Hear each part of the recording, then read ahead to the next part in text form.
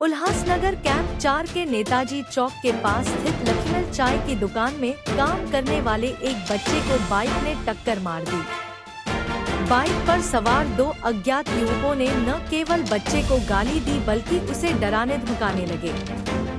इसी दौरान हेमंत तरे वहां विवाद सुलझाने के लिए पहुंचे, मगर अज्ञात युवकों और उनके साथियों ने हेमंत तरे को भी गाली देते हुए उन पर हमला कर दिया। माझं नाव हेमंत तरे, मी नेताजी चौकात चाय पियासाठी थांबलो होतो।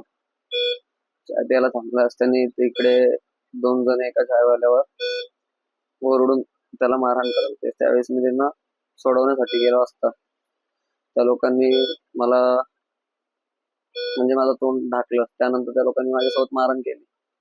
पण हा जो प्रकार आहे आम्हाला असं वाटतं घडवून आणण्यात आलेला आहे, कारण काही नसताना कोणी अशा प्रकारे मारहाण करणार नाही। आणि त्यात मलाही माहित नाही किती जण होते, मला तोंड ढाकण्यात आलं आणि हा सगळा प्रकरण घडवून आणल्यासारखा झालेला आहे। अचानक होण्यासारखा हा प्रकरण नाही, कारण काही नसताना एवढं सगळं तिकडे होणं, अचानक एवढे लोक कुठून जमा होणं घोळक्यात व एकट्याला मला धरून मारहाण करणं संदर्भात जी काही योग्य ती कारवाई झाली पाहिजे। मी चेहरा कोणचे बघितले नाही। त्या लोकांनी आधी समोरून आले त्यावेळेस मी थोडा ब्लाइंड होतो, म्हणजे काय कळत नाही आलं मला काय घडलं काय झालं। मला पहिला माझा तोंड ढाकला आणि तोंड ढाकल्याच्या नंतर त्या लोकांनी माझ्यासोबत मारहाण केली।